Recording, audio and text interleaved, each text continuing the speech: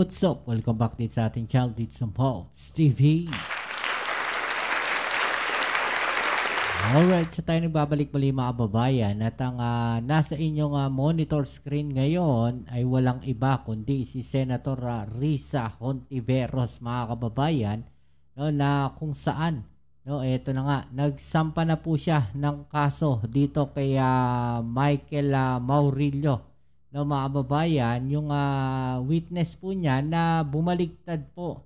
No, itong si Michael Maurilio, no, yung nag-viral po na video no nakaraan, no, na kung saan sinasabing binayaran lang daw po siya no nitong si Senator Risa Hontiveros para tumestigo no dito laban kay dating Pangulong Duterte at kay Pastor Kibuloy mga kababayan. No, alam nyo ito sinasabi ko lang sa inyo mga kababayan. Ito yung siguro ginagamit nilang anggulo no para baliktarin no o siraan itong si Senator Hontiveros mga kababayan. Kasi yan din yung palaging bukang bibig nila di ba? Lalo na ito si Attorney Harry Roque, lagi niya sinasabi yan, di ba? At saka yung mga nandiyan dyan no, sa kabilang parlor. No, yung mga DDS, mga kababayan. Yan yung lagi nilang sinasabi. So, ito, nakahanap sila ng anggulo no, na kung saan, ginamit nila no, itong si alias Rene, mga kababayan, para sabihing binayaran lang po siya no, ni Senator Risa Hontiveros para tumestigo laban kay Pastor Kibuloy at dating Pangulong Duterte, mga kababayan.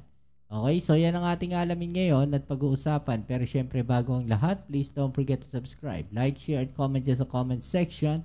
At i-click na rin po ang notification bell para updated kayo sa mga latest video uploads natin. Alright?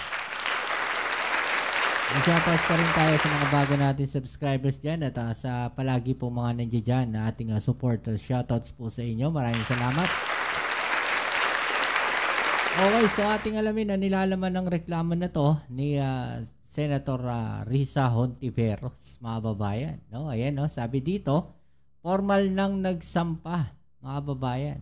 No, ayos sila natin para mas makita ninyo. Okay. Yan. Okay na ba yan?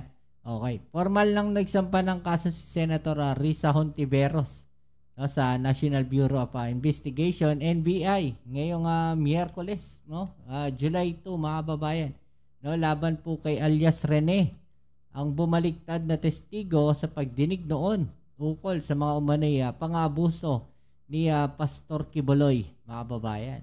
So umaksyon na po siya, no, kinasuhan na niya, no, na naging aksyon ni Hontiveros ay kasunod ng kumalat na video ni alias Rene kung saan no inakusahan nito ang senadora na binayaran umano siya ng 1 milyon. Nako po, eto mga babayan, ito matindi dyan yung palagi nilang sinasabi no na anggulo dito kay Senator Hontiveros, no, kasi ginagamit nila palagi yan, no, yung issue na yan na kung saan no dati nga merong sinasabing testigo na bumaligtad no do sa isang hearing at sinabi nga binayaran lang daw po siya no ni Senator Risa Hontiveros para tumestigo.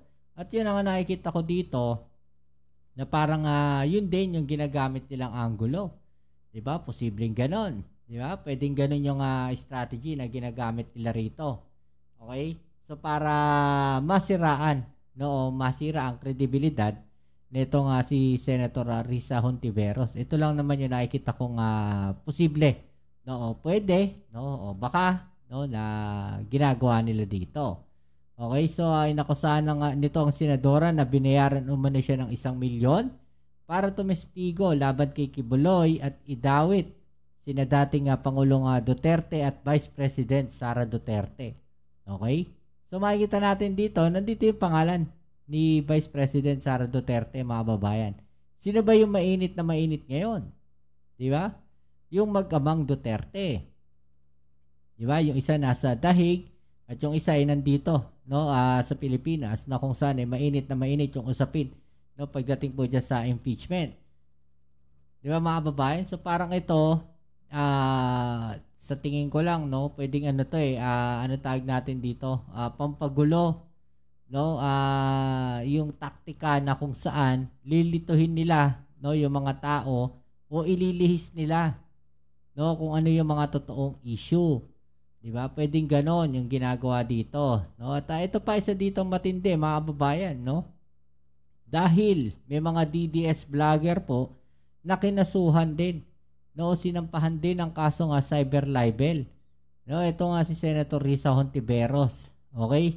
So kinasuhan ng senadora sa NBI ng kasong cyber libel, paninira si alias Rene o Michael Maurilio at labing isa pang individual na sangkot umano sa pagpapakalat ng fake news.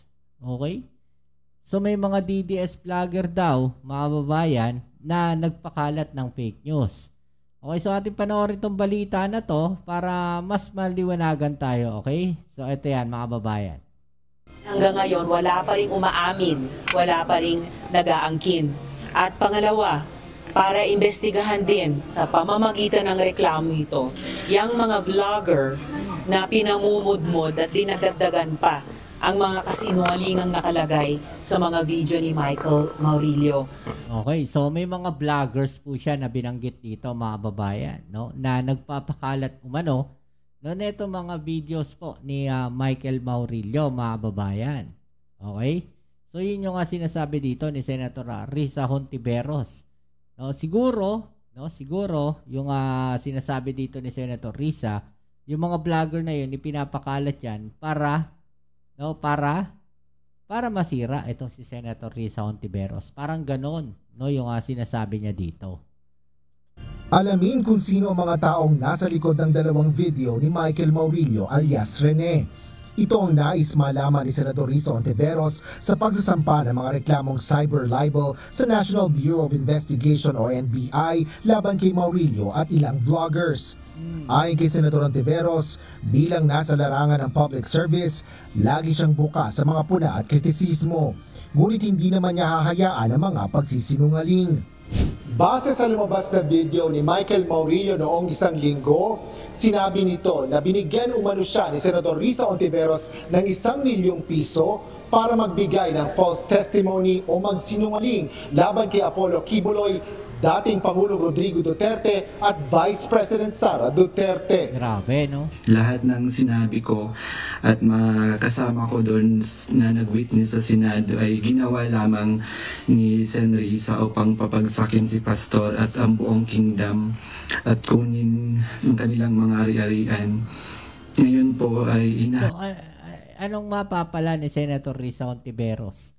No, yung sinasabi dito para pabagsakin si Pastor Kibuloy. No, anong mapapala ni Senator Risa Hontiveros doon? Diba? Pagka napabagsak niya ba si Pastor Kibuloy, yung mga supporters ng KOJC lilipat kay Senator Risa Hontiveros? Ganun? Natanong ko lang. hanap at tinatakot ako ni Sen. Risa.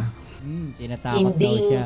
Hindi ako papayag sa ganitong mga pagsisinungaling, mga mapapanganib na pagsisinungaling, lalo na ang tinarget ay hindi lang ako, ang tinarget ay ang mga witnesses, ang tinarget pati mga staff ko, tinarget ang Senado mismo. Bukod kay Maurilio, kabilang din sa mga kasama sa reklamo sina Trixie Cruz Angeles, Sas Rogando Sasot, Crisette Chu, Jay Sonsa at Banat Bay. So yan, mga babayan, no? Karamihan po, no, sa mga vloggers na sinabi dito ay mga DDS vlogger, mga babayan, no? Mga DDS vlogger po yan. No, na talaga namang sumusuporta, no, dito po sa mga Duterte. Yun po yung makikita natin dito. O kung hindi man lahat yan, no, kilala naman natin kung sino dyan sa mga yan, no, yung mga DDS vlogger. No, so kasama po sila sa kinasuhan. Ito nga si Senator Risa Hontiveros, mga babayan. Dahil nga daw po di umano sa pagpapakalat nila, no, ng mga netong mga videos na to o ng mga fake videos na to, mga babayan. 'Di ba?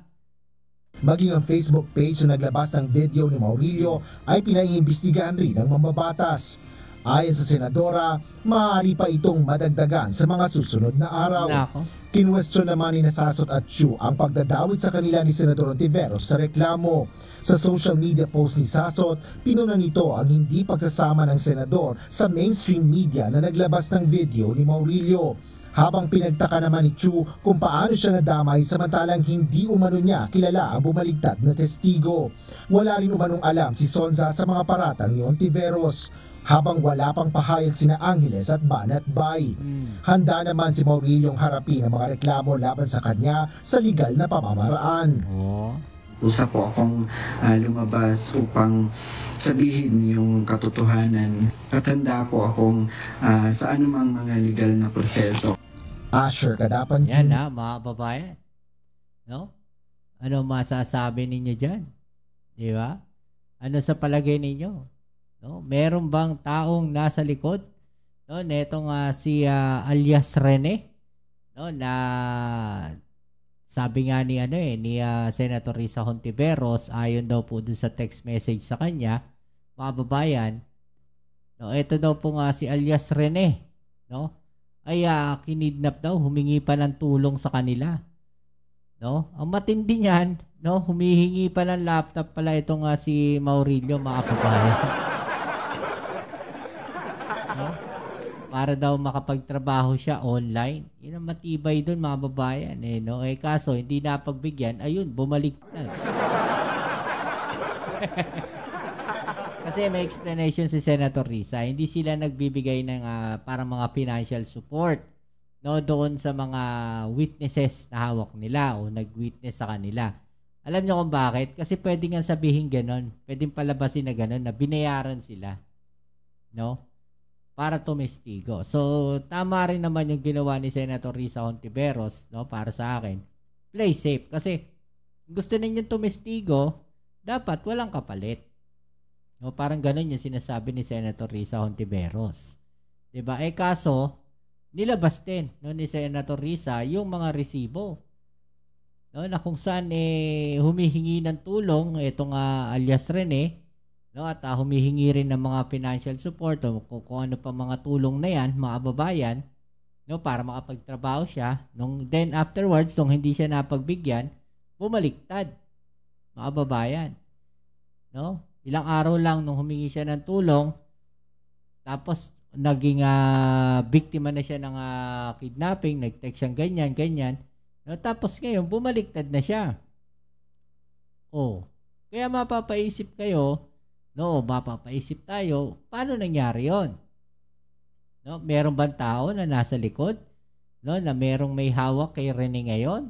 Kaya gumagawa siya ng ganyang mga videos para siraan itong si Senator Risa Hontiveros. Ano sa palagay ninyo? No, i-comment nyo lang po dyan sa ibabaan yung mga opinion at atin yung pag-usapan. Alright? So yan, muli kita tayo sa ating next video upload. Ito ang inyong Kuya Mobs dito sa Mobs TV. Peace. I'm out.